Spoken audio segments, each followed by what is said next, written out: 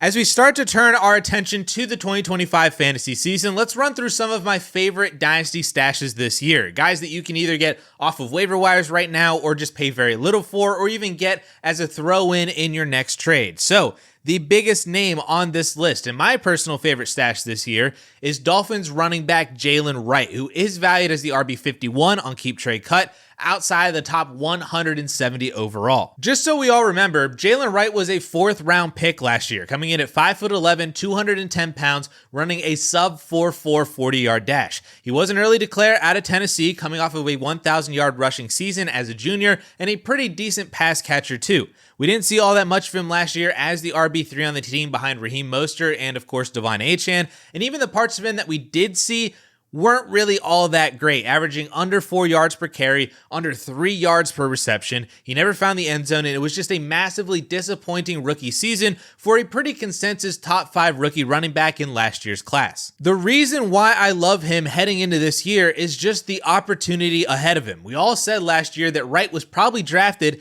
as the Raheem Mostert replacement when he leaves in 2025, and that is exactly what is shaping up to happen. Now that Mostert is gone, he's with the Vegas Raiders. The Dolphins have only added in a 6th round Ollie Gordon to the mix. Wright is the primary backup to De'Von Achane, a role that we know is vitally important to the Dolphins offense and very valuable for fantasy football. What I see is worst case scenario, Wright is just a really good handcuff to hold on to, especially if you already have De'Von Achane, because we've seen Achane have issues with injuries in college and in 2023 as a rookie, and just with the sheer volume that he received last year that he'll probably get again this year, that just increases the likelihood of an injury this season. And if Achane does get hurt, Wright is right there to take over as the potential workhorse for however many weeks that Achane is out. But best case scenario, Wright could be more of a 1B with Achane, kind of like how Mostert was for most of the past 2 years. Obviously, in 2023, Mostert was way more involved in this offense because Achane was fighting through injuries constantly. But even last year, Mostert had weeks of 19 carries for 80 yards, 12 touches for 88 yards. There was another week where he had 10 touches for 30 yards, but he scored twice. It's kind of random usage. You're never going to really feel comfortable starting Jaylen Wright if De'Von Achane is healthy, but it is possible that he has enough usage weekly to where maybe he does break a run, maybe he catches 3 to 4 passes, maybe he does find the end zone, gets you 8 to 12 points in a really pinch start when you desperately need it. I just think that Wright is priced too low for a running back who could have 150 touches this year, or potentially more if De'Von Achane really misses some time. Or at worst, it's just a really good handcuff for a valuable role in an offense that we know can be very explosive, and he himself is an explosive type of back with sub 4.4 speed.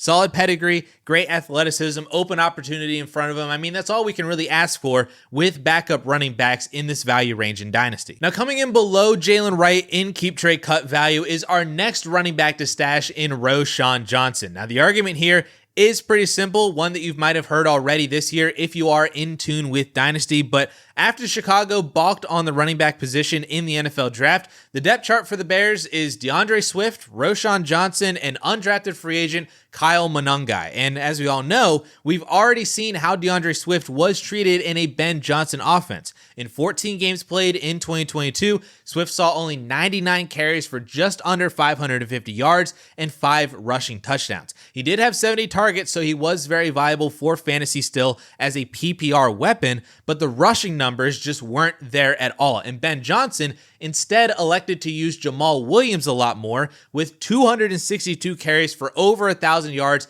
and 17 touchdowns, despite averaging 1.5 fewer yards per carry than DeAndre Swift. So it's possible that Swift gets a similar treatment this year with Ben Johnson in Chicago. And remember, Swift is now 3 years older than what he was in 2022, and he's gotten less effective on the ground each of the past 2 years, averaging only 3.8 yards per carry last year in Chicago.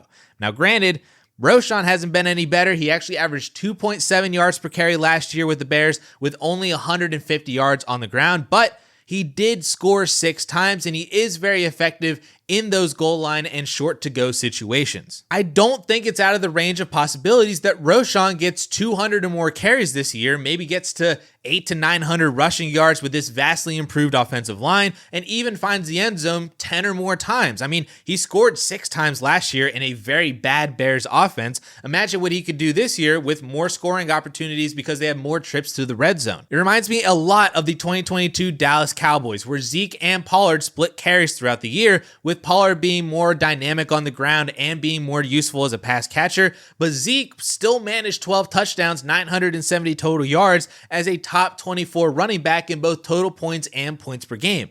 Any more production or touchdowns a la Jamal Williams in that same year, and he could be a top 15 guy, especially if DeAndre Swift gets hurt and there are weeks where Roschon Johnson is the guy in the backfield. I would also throw out Kyle Monongai's name as a good stash too. He was actually a pretty popular name in late rounds of rookie drafts because the Bears picked him up, and if Roschon can't get it done, Monongai might get a chance in this offense. I personally don't think that he's all that great of a talent. He grades out as the RB26 in this class in my modeling system, behind some actual undrafted free agents, and he was very inefficient in college too, albeit it was Rutgers, so maybe put him behind an actual competent O-line, and he could just be fine at the NFL level. Now, in a similar situation to both Jaylen Wright and Roschon Johnson is another second-year player who looks to be very much in line for a handcuff role with upside in Broncos running back Audric Estime. Now, like Jaylen Wright, we didn't see much of Estime last year as the kind of RB3 for Denver behind Javonte Williams and Jaleel McLaughlin, and the parts that we did see weren't all that inspiring. 4.1 yards per carry is very solid, but only 5 total receptions, but at least he did score twice in the final 3 games. Now, heading into 2025, obviously the expectation is that he is going to be behind new rookie RJ Harvey, who seemed to be handpicked by Sean Payton himself in the second round of the NFL draft, but I am still interested in Estime for the same reasons as Jaylen Wright. Worst case scenario, Estime could just be a very good handcuff for a workhorse RJ Harvey. He probably won't carry much PPR upside as a pass catcher. I'd imagine that if RJ Harvey actually got hurt, that McLaughlin would get the receiving work, but Estime would be the primary rusher. So maybe 15 plus carries, 60 plus rushing yards on your weekly basis, hopefully finds the end zone every now and again. That's what Estime could be as just a handcuff worst case scenario for the Denver Broncos. But best case scenario is he is also more of the 1B to Harvey's 1A. Harvey said in his first few days of rookie minicamp that he's watched tape of Darren Sproles and Alvin Kamara with Sean Payton as the model for how Harvey could be used in Denver. And while that sounds phenomenal for RJ Harvey, let's not forget that both of those guys also worked with bigger body between the tackles runners as complementary pieces, or just more specifically, they both were in tandem with Mark Ingram. Darren Sproles had some huge seasons in New Orleans as a pass catcher and was great for fantasy football, but Mark Ingram was the main ball carrier on the team with pretty much 400 to 500 rushing yards, a handful of rushing touchdowns with Darren Sproles and also Pierre Thomas. Then in 2017, when New Orleans drafted Kamara, Ingram rushed for 1,100 yards and 12 touchdowns that year, while Kamara was still a top 5 fantasy running back. Then he paced for over 900 yards and 9 touchdowns in 2018 after missing the first 4 games, again, with Kamara still being like a top 10, top 5 fantasy running back. So it's possible that Harvey is used heavily as a pass catcher, but does cede some work on the ground to Audric Estime as the bigger bruiser between the tackles guy.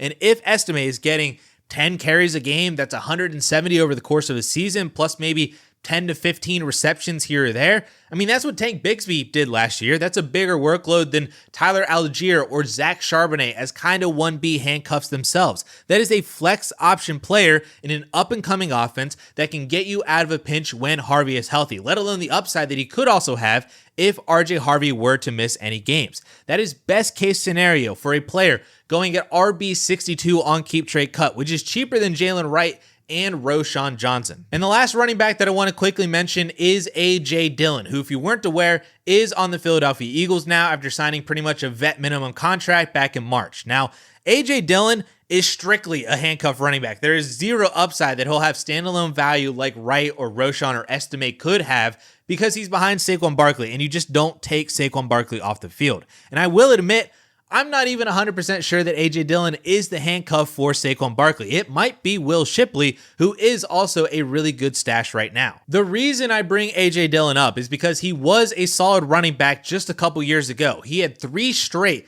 600-plus yard seasons from 2021 to 2023, including 2 seasons over 750 rushing yards and 5 or more rushing touchdowns. He's a good running back who just played behind a better running back in Aaron Jones, then missed all of last year with an injury, and now is behind an even better running back in Saquon Barkley. But if A.J. Dillon were to get a chance to start, which yes, means if Saquon Barkley were to get hurt at any point this year, A.J. Dillon could be in line for a pretty valuable role as at minimum the 2-down guy behind one of the best O-lines in the league and one of the best offenses in the league with massive weekly touchdown upside. Or at best, he's a bell cow role as a 2-down guy with some PPR upside from 2 to 3 catches per game and all of that juicy touchdown upside as well. Let's not forget that Saquon does have an injury history, and he has actually missed multiple games in 4 of his 7 seasons played. Not to mention, we have the popular stat running around right now of running backs with 350 plus touches and what happens to them in the following season. Since 2014, of the 25 running backs to have 350 or more touches, only 5 of them played a full season the following year. Actually, 6 of them played under 10 games the following year. So there are more running backs to miss basically half the year or more than to play a full season coming off of 350 touch season. This list includes Christian McCaffrey from 2023 to last year, where Jordan Mason was a huge handcuff value. Josh Jacobs from 2022 heading into 2023, where Zamir White had those 4 games in Josh Jacobs' stead that actually caused him to gain a ton of value last offseason. It includes Jonathan Taylor after his RB1 overall 2021 season. Then he missed 6 games in 2022, and Deion Jackson had some really good RB2 weeks as a handcuff. There are many more examples of that in just the past decade, that there is a chance that Saquon does get hurt this year, misses some pretty extensive time, and then whoever the backup is has a valuable role as the RB1 for the Philadelphia Eagles. And there's a chance that that player is A.J. Dillon this year, currently valued as the RB96 on Keep Trade Cut. Now, before we get into some wide receivers to stash, I did want to quickly break down one second-year tight end who is just not getting the love that other sophomore tight ends are getting this offseason, and that is Panthers tight end Ja'Tavion Sanders. Sanders is going to be the starting tight end for Carolina. He's better than Tommy Tremble and was starting to flash before that really gross neck injury that he suffered last year in week 12. From weeks 5 through 10 last year, when Sanders started playing 70+% of snaps weekly, he was on pace for 60 receptions, almost 650 yards, and 3 touchdowns. That is pretty much the same stat line as Mike Gesicki last year, or Zach Ertz and Pat Freiermuth with just a few less touchdowns. And all 3 of them were top 13 fantasy tight ends last year. Ertz and Muth were actually top 10. During that stretch, Sanders either caught a touchdown or broke 50 yards in 4 of those 6 games, with stat lines of 5 for 50, 6 for 60, 4 for 87. Like, he was used very well, and he was doing well with his targets as a PPR tight end who could get double-digit fantasy points without even scoring a touchdown. People now might be scared by the addition of Tet McMillan, but I don't really think that that hurts Ja'Tavion Sanders all that much, especially if Tet helps make this offense just as a whole better, which means longer drives, more plays, more scoring opportunities. If Sanders is the starting tight end, he's not going to compete with wide receivers for snaps. He's only going to compete with them for targets on the field, but he's at least on the field. And if he's playing, he's going to get targets, and I wouldn't be surprised to see him get 80 to 90 targets upside in this offense, which could be fantastic if Bryce Young takes a step forward. And like I said, the offense is just better in general. So while everybody is chasing after all these second-year tight ends like Brenton Strange and Theo Johnson, or even the rookies that got added into this year's class like Terrence Ferguson and Harold Fannin and Mason Taylor,